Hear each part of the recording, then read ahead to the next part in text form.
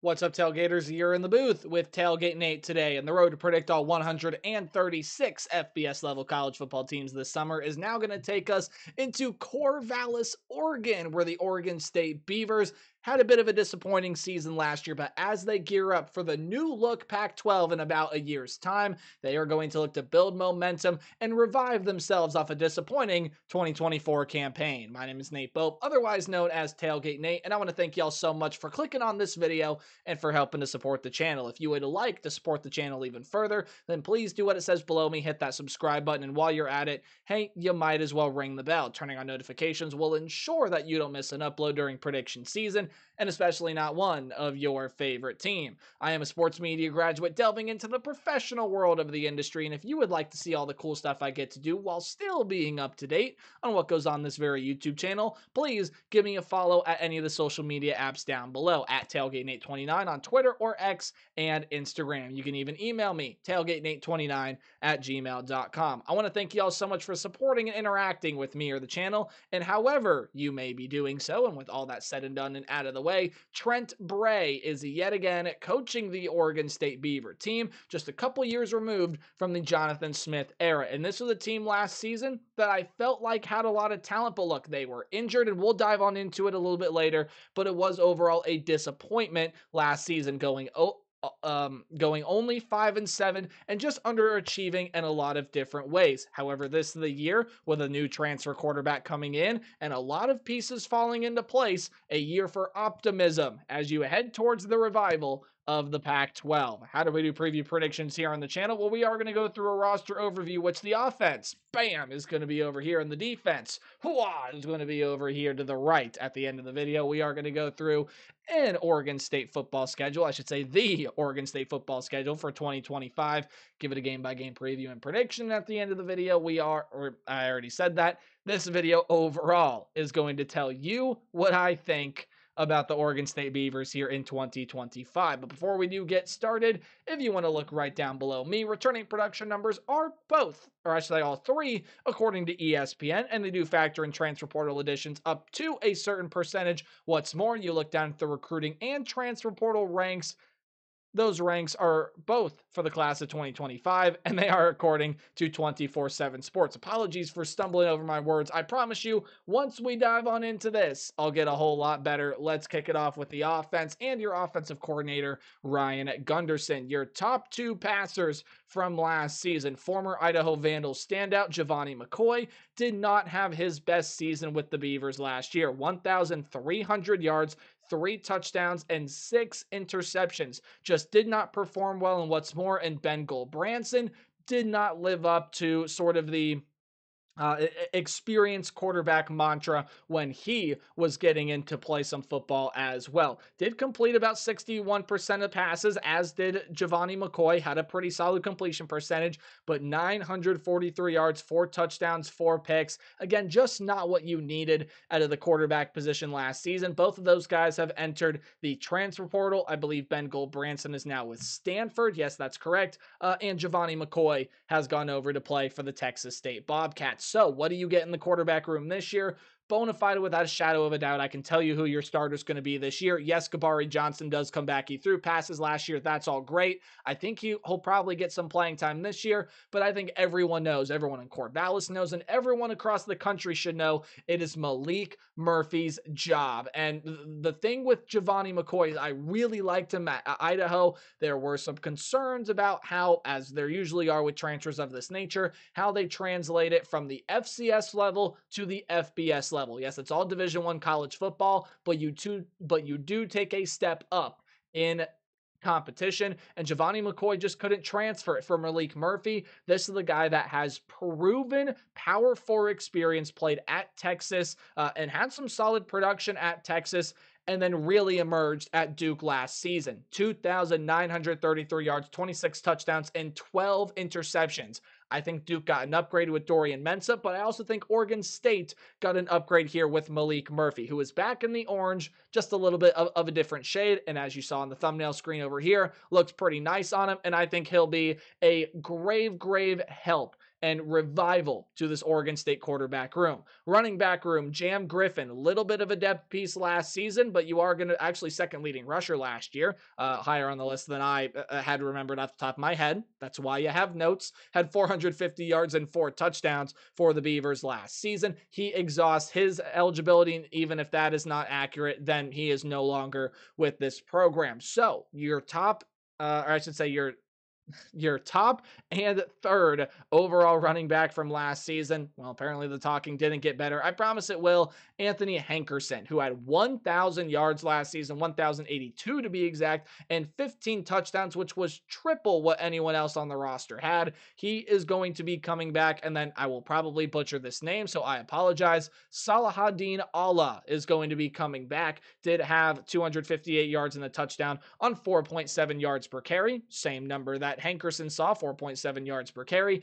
I think they're going to make a pretty nice duo this year. I loved what I saw out of Anthony Hankerson last season. I think you're going to see him be one of the more solid running backs, if not overall, just one of the better backs, period, that we see across the entire country this season. When you do take a look at your wide receiver room, well, we just talked about this guy last video. He is a transfer over to Washington State. It is Jeremiah Noga. He has gone off of this team. That's a pretty solid loss, but led by Trent Walker, who was a monster for the team last year, had 81 catches, 901 yards, and 2 touchdowns. By far and away was the best pass catching option on this team last season. Many wideout core pieces are going to return, right? Plenty of pieces are here, and there's just a ton of talent throughout this Oregon State wide receiver room. Darius Clemens, Taz Riddicks, Jimmy Valson, David Wells, Zachary Card, and that is just in the 2 deep right there as well. A good mix of seniors and sophomores. Yes, no juniors or freshmen in there. Seniors and sophomores, whether redshirt or true,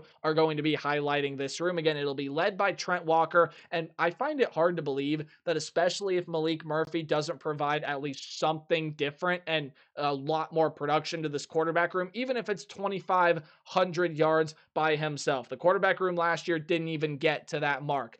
I do think that you're going to see Trent Walker have a 1,000-yard season, and the rest of the depth will be really solid pieces behind that. Your lead tight end, however, in Jermaine Terry, is now in New York with the Giants.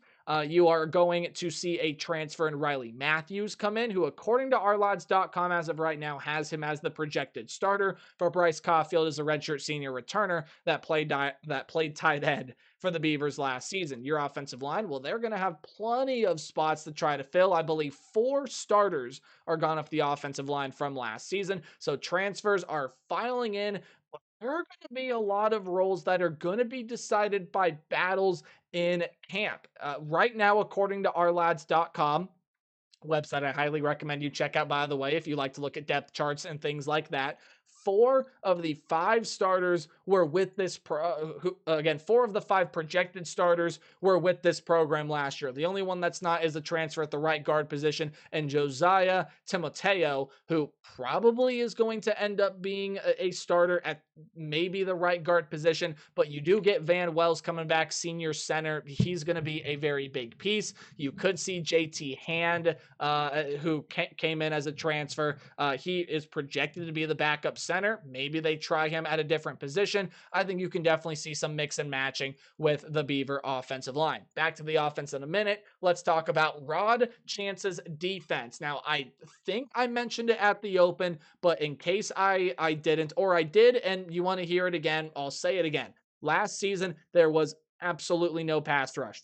None whatsoever. Just 0 pass rush. Drum roll, please. A grand total of 7 sacks last season, and I think 3 or 4 of those were in the first 2 games. So that means through 10 games last season, the Beaver pass rush was only able to sack the quarterback 4 or 5 times, or I should say 3 or 4 times.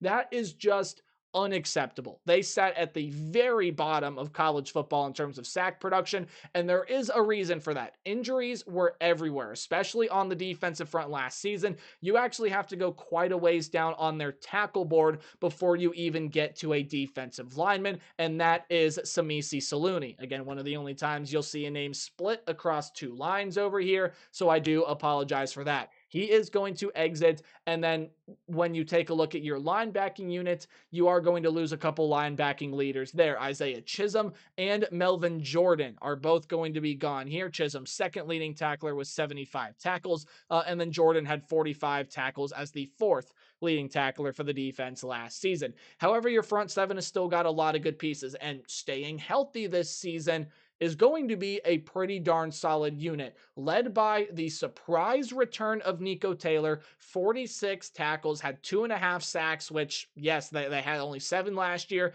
I think that would tell you that led the team. So 2.5 sacks led the team, 3 passes defended for him, along with 2 forced fumbles and 2 fumble recoveries. He's a stud. He is an immaculate player and is going to be a major, major piece to this front seven this upcoming season. The pass rush should improve if the health remains good. And if this is a Beaver team that either stays healthy or the depth is a lot better than it was last season, which it definitely has the highest potential to be. On top of getting Nico Taylor back, here are some other names that you can watch out for. Dexter Foster, a true sophomore. I would watch out for him. Some pieces on the true defensive line. Takari Hickel, Jacob Schuster, Thomas Collins. I would also watch out for, I will butcher this name, Oluwaseyi Omatosho. I would watch out for him. He, again, a redshirt senior, former transfer into this program. I think can have a really good season this year. And there are a ton of other pieces I could have mentioned throughout this front seven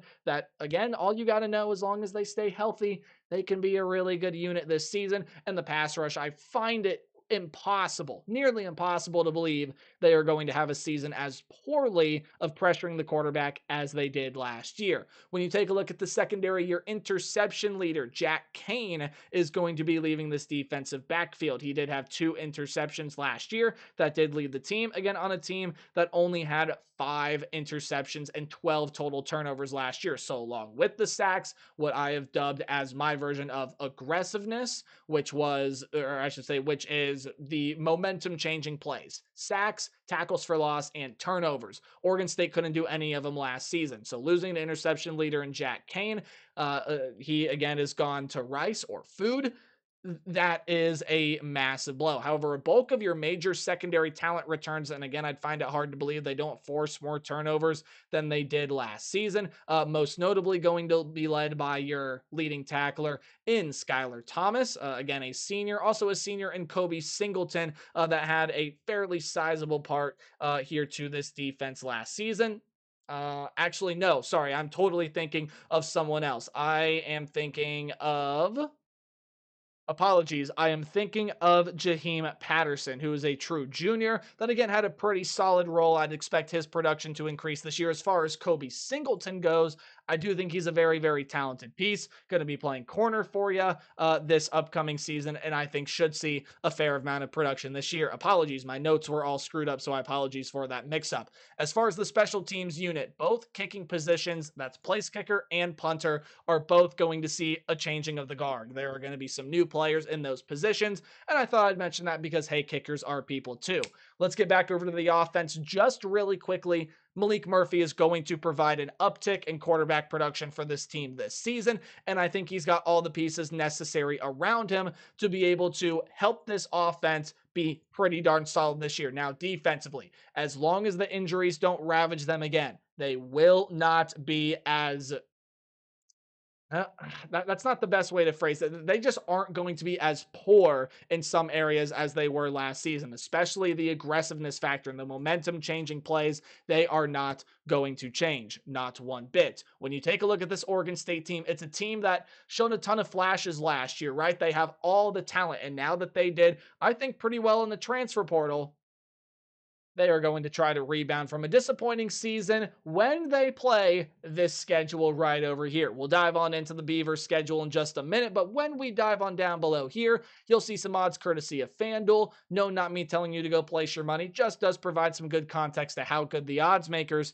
think Oregon State is going to be this upcoming season. Now, when you go ahead and take a look at the odds, I am not putting their odds to win the conference because, again, it's only the 2 teams, them in Washington State. There is no conference championship game.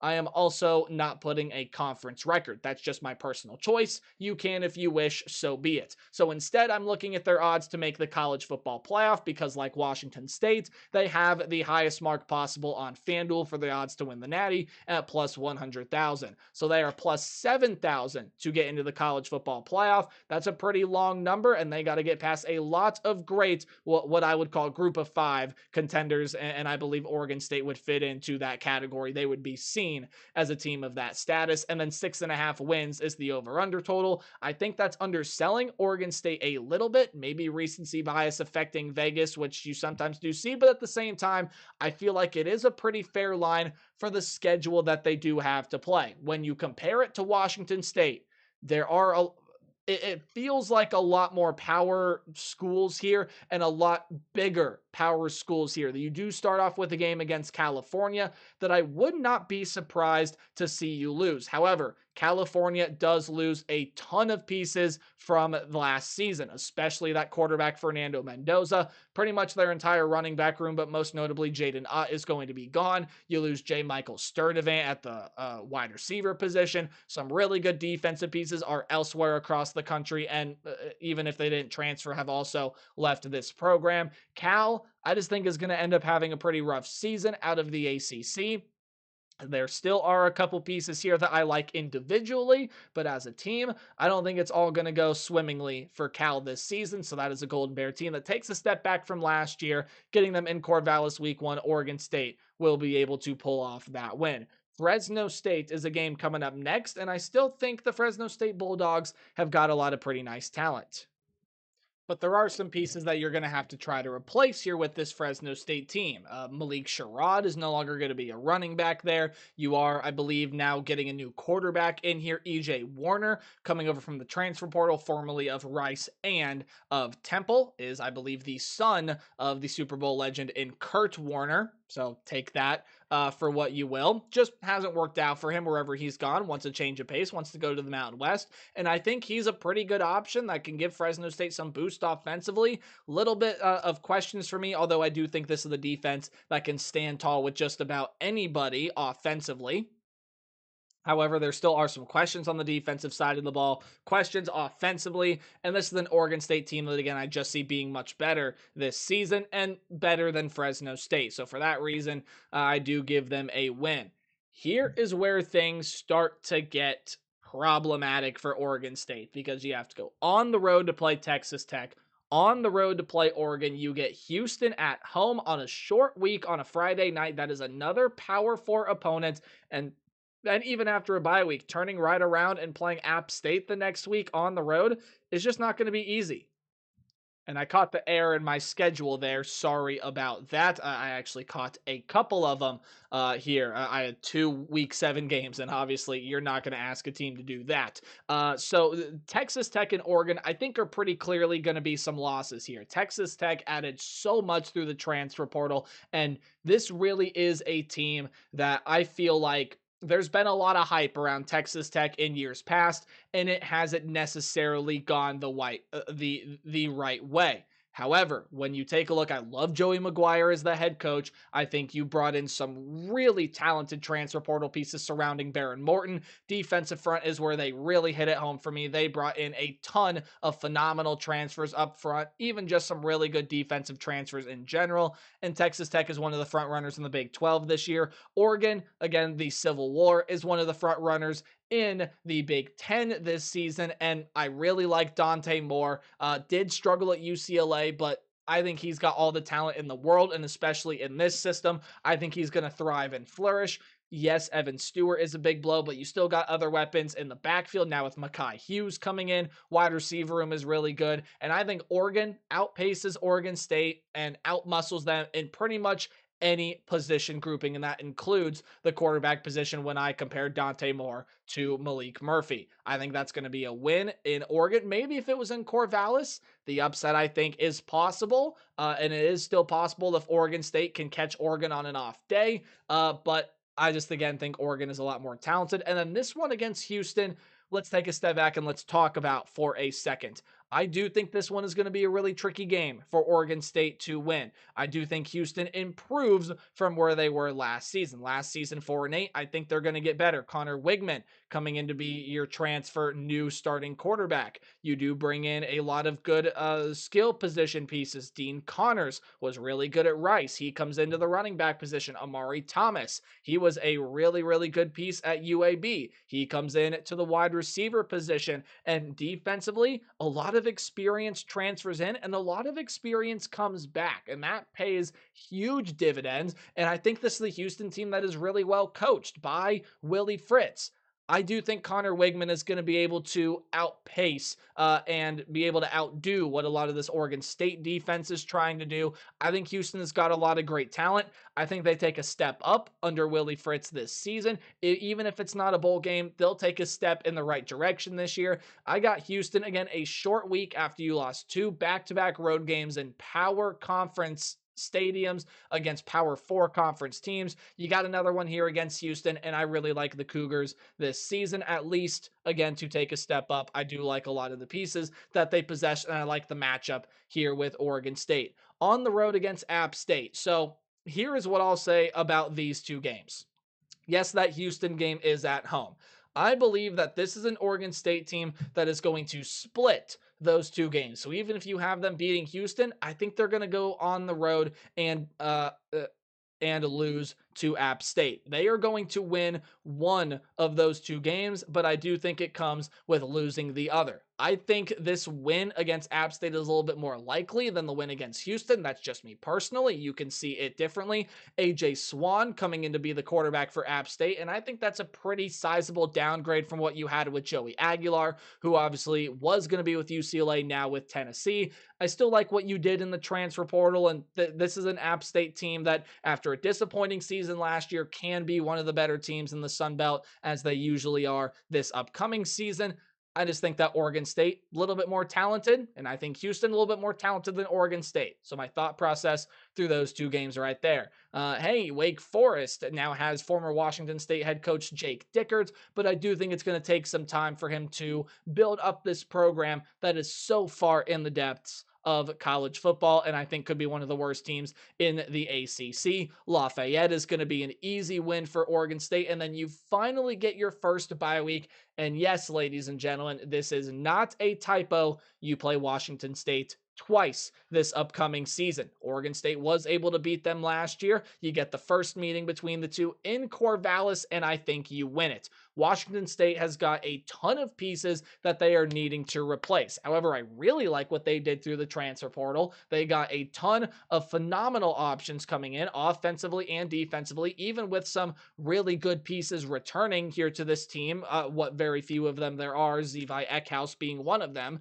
at the quarterback position. And you take a look who their head coach is. Jimmy Rogers knows what success looks like, eat, slept, and breathed it in when he was with the South Dakota State Jackrabbits at the FCS level. I just think Oregon State at home in Corvallis is going to prove to be a little bit too much. And there is still that question of, you saw this with Giovanni McCoy at Oregon State last year, with Zevi Eckhouse being at Bryant, showed us a very, very good appetizer last season. The appetizer was fantastic in Pullman. How is the main course? I think there still are some questions, as well as how much talent they have to replace and implementing the Jimmy Rogers system in year one. Sam Houston State at home. I think that should be a win here, even though I do think the Bearcats can be pretty competitive in the Conference USA ranks. You are now without head coach Casey Keeler, and a lot of pieces do leave this team. You are going to be returning your quarterback this year, whose name is escaping my mind momentarily.